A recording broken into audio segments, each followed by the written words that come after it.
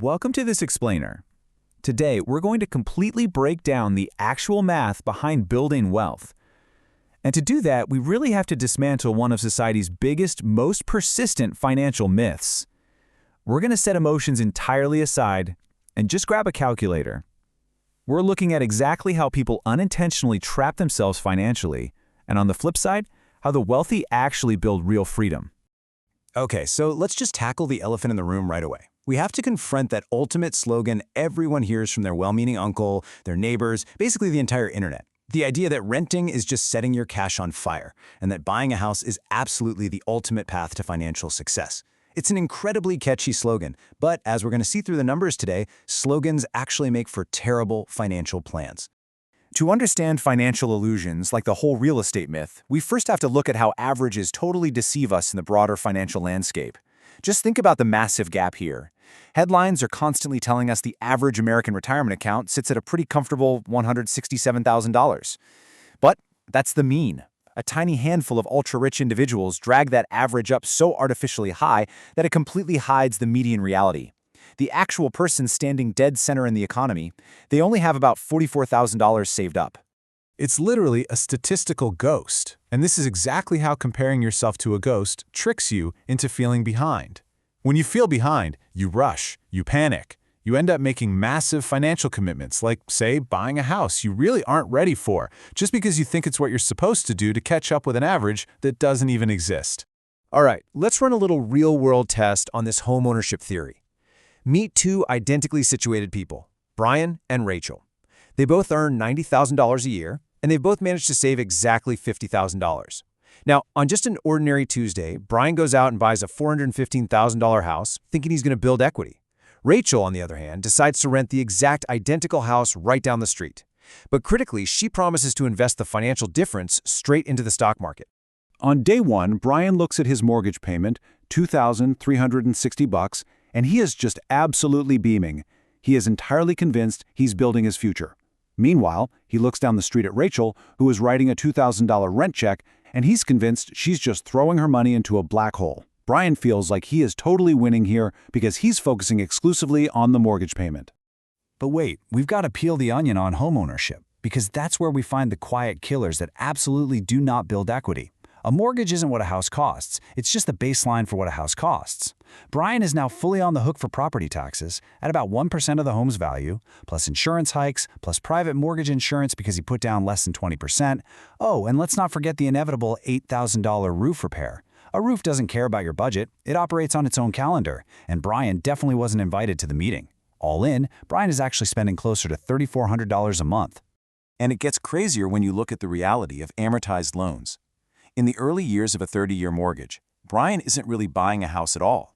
Because of how heavy the interest is compared to the tiny amount going to the principal, he is essentially just renting money from a bank.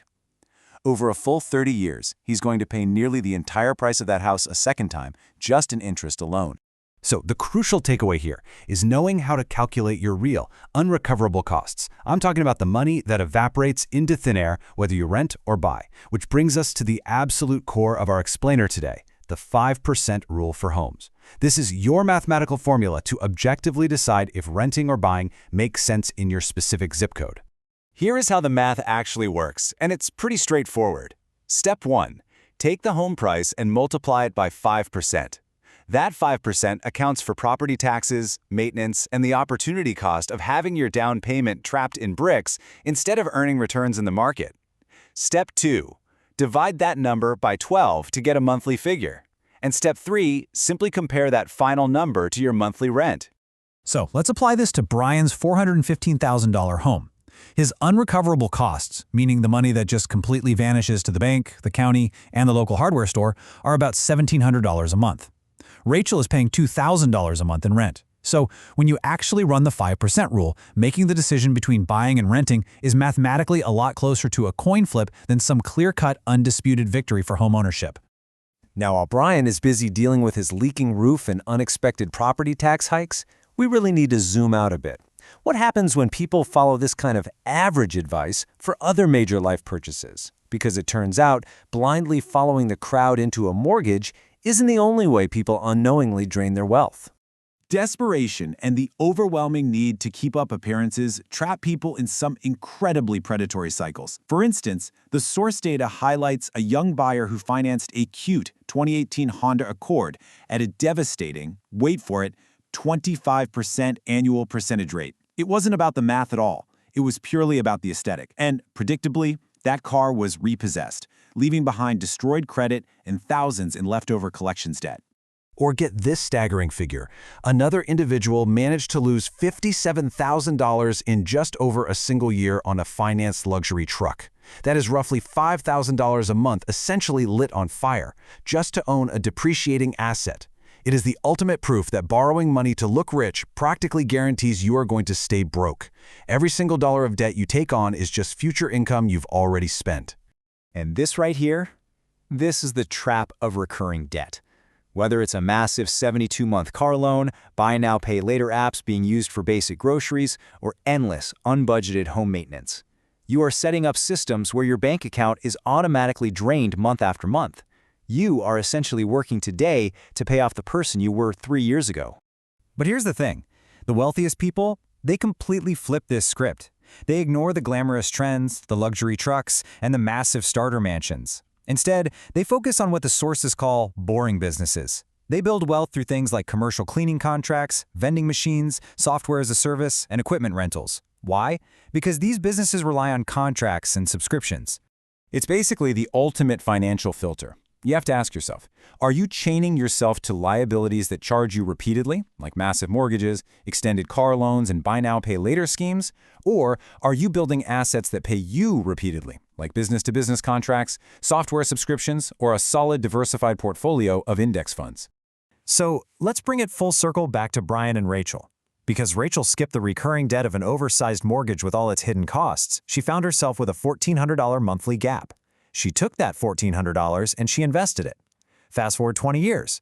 While Brian was emotionally and financially handcuffed to a single, illiquid roof with a leaky gutter, Rachel built a liquid, diversified engine of recurring revenue, owning a tiny slice of 500 different companies. And why does all of this matter so much? Well, think back to that $44,000 median retirement balance we looked at earlier. If you use the standard 4% withdrawal rule for retirement, that yields exactly $147 a month. If you don't aggressively build your own recurring revenue, if you let your money get eaten alive by high-interest car loans and uncalculated real estate debt, you are going to end up trying to survive retirement on just $147 a month. At the end of the day, financial freedom isn't found in blindly buying a house, and it certainly isn't found in endlessly renting while blowing the extra cash on takeout. It's found in completely ignoring the societal slogans. It's found in sitting down and doing the arithmetic for your specific zip code, your specific income, and your specific life goals. So, before you go out and sign your life away on a 30-year mortgage just because your uncle told you to, or before you ink a 72-month car loan just to look successful in traffic, I'm going to leave you with one very simple but vital question to ask yourself. Did you include absolutely everything in your math? Because the only answer worth trusting is the one that has every single number accounted for.